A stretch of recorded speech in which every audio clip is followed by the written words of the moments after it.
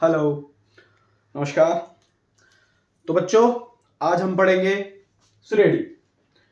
श्रेणी का नाम सुनते ही हमारे दिमाग में कई सारी बातें आती हैं कि हम लाइन में लगे हुए, बचपन में जब प्रेयर में लगते थे तो लाइन में लगते थे तो हम उसको भी श्रेणी बोलते थे, या हम कुछ लिख देते थे, बोल देते थे कि ये भी श्रेणी है। जब घर बनता था तो ईंटों की लाइन लगती थी, उसको भी बोलते थे कि ये भी श्रेणी। सारी चीजें, बहुत सारी चीजें श्रेणी का नाम सुन के हमारे दिमाग में आती है। लेकिन अगर हम मैथ्स की बात करें तो मैथ्स में श्रेणी कुछ अलग तरीके से चलती है। सिमिलर वही होगी जो आपने बचपन से देखा हुआ, लेकिन थोड़ी उससे अलग होगी। ठीक है। श्रेणी दरअसल मुख्य रूप से दो प्रकार के हम मानते हैं, यानी हम जो पढ़ते हैं दो प्रकार की। एक होती है समांतर और एक होती है समांतर श्रेणी और एक होती है गुणोत्तर श्रेणी। मुख्य रूप से यही हम पढ़ते हैं। हम इसके बाद हरात्मक श्रेणी भी पढ़ते हैं और मिश्रित श्रेणी भी पढ़ते हैं, लेकिन मुख्य रूप से हम यही पढ़ते हैं श्रेणी के अंदर। अब श्रेणी होता क्या है? मैंने कभी मान के चलिए मैंने कुछ नंबर लिख दिए यहां पर। अगर मैं 1 2 3 4 5 6 डॉट डॉट डॉट मैंने कुछ नंबर लिख दिए। मैंने कुछ और भी नंबर लिख दिए यहां पर 3 6 12 24 डॉट डॉट डॉट डॉट। अब होता क्या है कि हमें देखना है कि ये जो नंबर्स हैं ये पैटर्न बनाते हैं, यानी एक क्रम बनाएंगे। अब क्रम कैसा बनाएंगे ये हमें सोचना पड़ेगा, है ना। देखेंगे, अगर मैं किसी नॉर्मल व्यक्ति से बोलूं कि ये क्या है, इनमें कोई संबंध है नंबरों में आपस में, तो बिल्कुल संबंध है। कोई व्यक्ति कहेगा कि सर आने वाला नंबर पिछले वाले नंबर से एक अधिक है, यानी 3 2 से एक अधिक है, 4 3 से एक अधिक है, 5 4 से एक अधिक है, 6 5 से एक अधिक है। तो ये इनमें एक संबंध बन गया कि हाँ सर इन आने वाले नंबर और पहले वाले नंबर के बीच का अंतर कितना है, एक आ गया। तो हमारे दिमाग में चीजें घूमी, ठीक है सर इन दोनों के बीच का अंतर एक है, इन दोनों के भी बीच का अंतर एक है, इन दोनों के बीच का अंतर एक है, इन दोनों के बीच का भी अंतर है, इन दोनों, इस प्रकार से चलता जाए। ठीक है। अब ये दूसरी श्रेणी लिखी मैंने। हाँ सर दूसरी श्रेणी में क्या खास बात है? मैंने अंतर देखा, अंतर यहाँ पे कितना है 3 का, यहाँ पे अंतर कितने का है 12 और 6 में से 6 का। लेकिन ये अंतर तो समान जैसे नहीं आ रहे, यानी अंतर तो होगा नहीं। मैंने क्या किया, अब मैंने भाग दिया, यानी 6 में 3 का भाग दे दूंगा, इसी प्रकार 12 में 6 का भाग दे दूंगा, यानी बाद वाले में उससे जस्ट पहले वाले का भाग दे दिया मैंने, यानी डिवाइड कर दिया। तो मुझे दिख रहा है कि सब में डिवाइड करने के बाद कितना बच रहा है हमारे पास, सब में डिवाइड करने के बाद 2 बच रहा है। 6 दूनी 12, 3 दूनी 6, 12 दूनी 24। तो यहाँ भी यानी अगर हम भाग बोले तो यहाँ पे भाग समान है। क्या है? भाग समान। इसका और इसका भाग समान, इसका और इसका भी भाग समान, इसका और इसका भी भाग समान। ठीक है, यानी अनुपात समान। ठीक है। अब ये दो बातों से हमें ये दो श्रेणियां समझ में आ जाएंगी। कैसे मैं बताता हूं। जिस श्रेणी में अंतर समान होता है आने वाले पदों के साथ, उसको बोलते हैं समांतर श्रेणी। इसको बोलेंगे, क्या बोलेंगे? इसको बोलेंगे समांतर श्रेणी। तो ये हो जाएगी समांतर श्रेणी। आगे बात समझ में आराम से।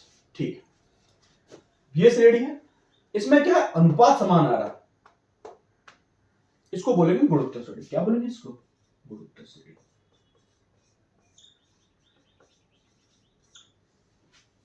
जिस श्रेणी में अंतर समान आ रहा है उन्हें समांतर श्रेणी, जिस श्रेणी में अनुपात समान आ रहा है उन्हें गुणोत्तर श्रेणी कहते हैं। अब ये बात मेरे दिमाग में घूम गई, गुणोत्तर श्रेणी समान श्रेणी में समझ में तो आ गई, लेकिन अब इस पर क्वेश्चन कैसे आते हैं, हमें क्या चीज याद रखनी होती है, वो हम आगे समझते हैं बेटा। तो सबसे पहले हम क्या करेंगे, पहली हेडिंग डालेंगे गुणोत्तर श्रेणी समांतर श्रेणी के साथ। पहली समांतर श्रेणी,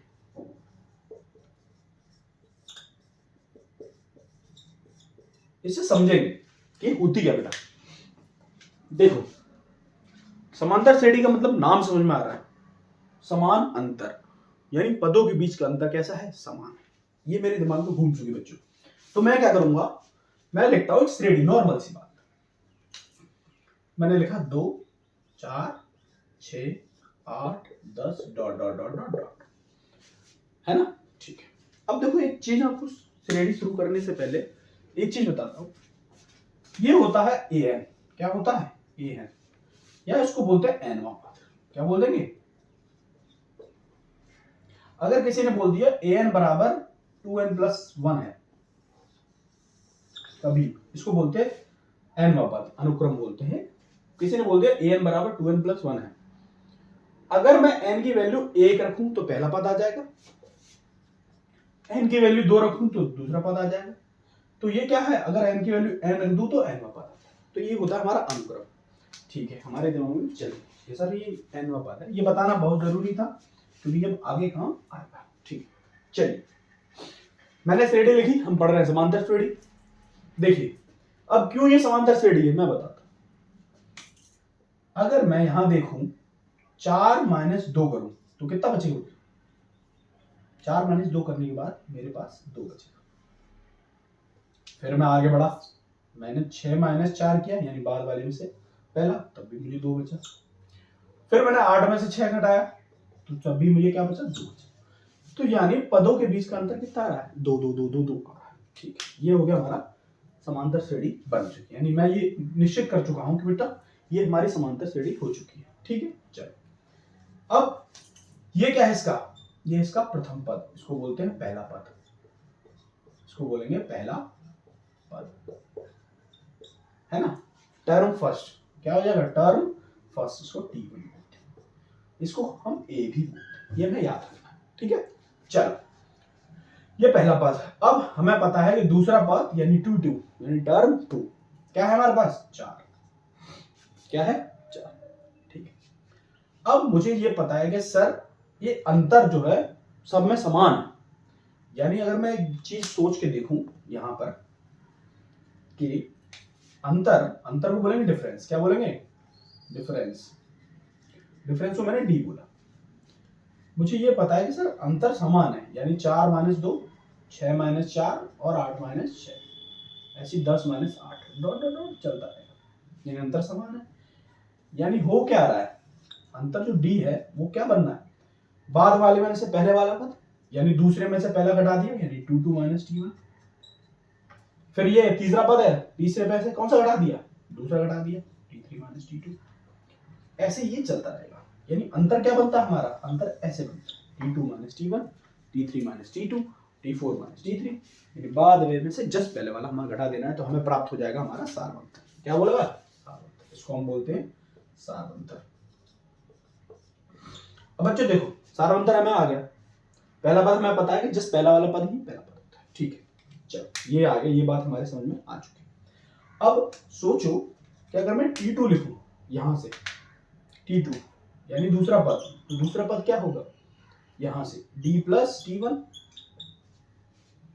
और T1 क्या है हमारा A, तो ये D + A।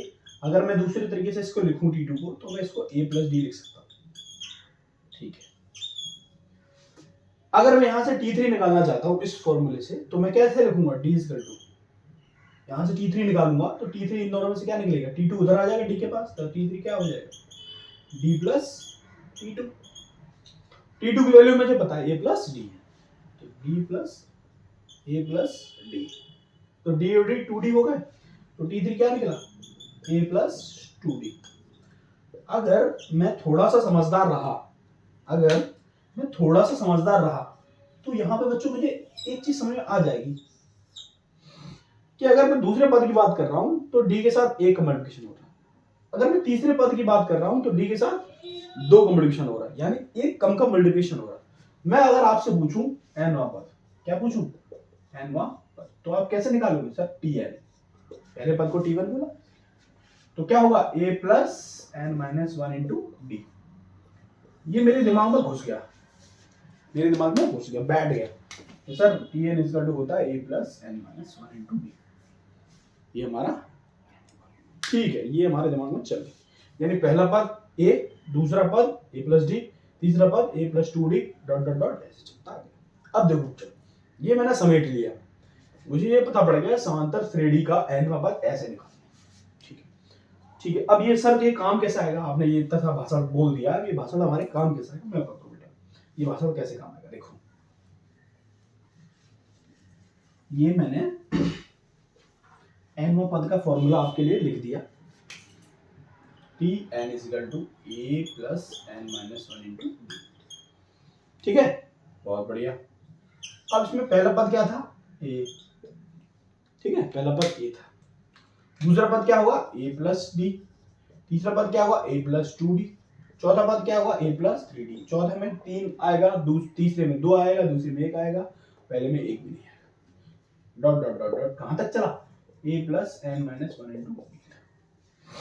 अगर मैं श्रेणी की बात करूं, यहां अगर nवें पद की बात कर रहे हैं तो श्रेणी में अंतिम पद क्या है, यही तो है, क्या है ये। तो मैंने अंतिम पद लिखा, मैंने क्या लिखा अंतिम पद। अंतिम क्या होता है बेटा, अंतिम को हम लास्ट बोलते हैं l। क्या होगा a plus n minus 1 into b। तो ये मेरा अंतिम पद का फॉर्मूला बन गया। क्या बन गया, अंतिम पद का फॉर्मूला।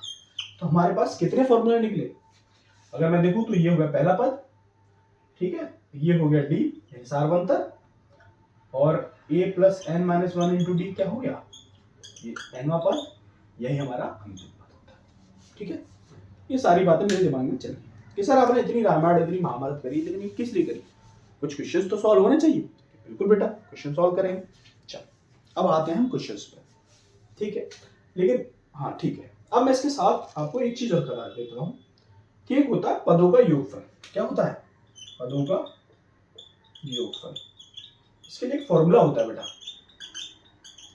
एस एन सम, एन पदों का योगफल n upon 2a plus n minus 1 into d. एक ये फॉर्मूला।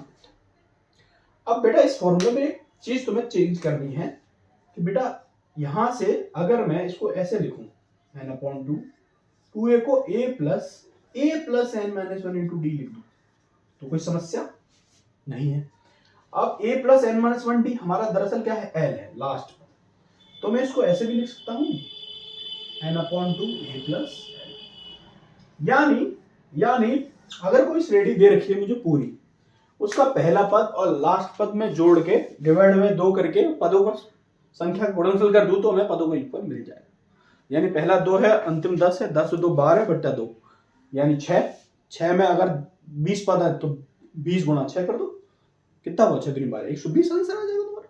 ठीक है, तो इस प्रकार से मैंने ये किया। अब मेरे पास फॉर्मूले आ गए, अंतिम पद, nवां पद, पहला पद, सार्वंतर पदों का योगफल, यानी समांतर श्रेणी मेरी पूरी बन चुकी है। ठीक है, अब इस समांतर श्रेणी से रिलेटेड कुछ क्वेश्चंस करते हैं जिसमें हमें ये काम आएंगे। ठीक है, समांतर श्रेणी को ऐसे ही छोड़ेंगे। ठीक है, ये हमारी श्रेणी। हमने एक क्वेश्चन उठाया पहला, ठीक है, हमने क्वेश्चन करते हैं। ठीक है, किसी ने बोली श्रेणी -2 0 2 4 6 डॉट डॉट डॉट डॉट ये है। ठीक है, किसी ने बोला इसका हमें कितना हो गए 7वां पद निकालो। क्या निकालना है, 7वां पद निकालो। 7वां पद क्या होगा, ठीक है, 7वां पद क्या होगा, तो मुझे पता है कि nवें पद का फॉर्मूला क्या होता है a plus n minus 1 into D. किसी ने मुझसे 7वां बोल दिया तो t7 कर दूंगा, ये क्या हो जाएगा a plus 7 minus 1 into D, यह हो जाएगा a प्लस 6d, ये बन गया।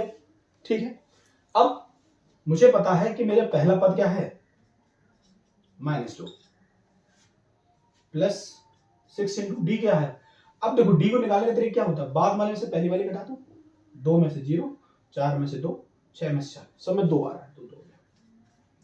तो ये क्या हो गया -2 प्लस 6 दूना 12 यानी 10, यानी मुझे पता है कि 7वां पद 10 होगा। अब इसको हम क्रॉस वेरीफाई करेंगे हम जो चीज करी सही है कि गलत है। पहला पद, दूसरा पद, तीसरा पद, चौथा पद, पांचवा पद, छठवां पद क्या होगा सोच के देखो, 7 है ना, 7 होगा नहीं बेटा 8 होगा, छठवां पद 8 होगा, सातवां पद क्या होगा 8 के बाद 2 जोड़ो 10, तो ये 10 ही निकला कि नहीं निकला, यानी हम जो चीज कर रहे हैं वो एकदम परफेक्टली हम कर रहे हैं, हमें किसी प्रकार की चिंता नहीं है। अब इसके बाद अगर मैं देखूं तो अभी के लिए इतना रखते हैं, बाकी की चीज धन्यवाद।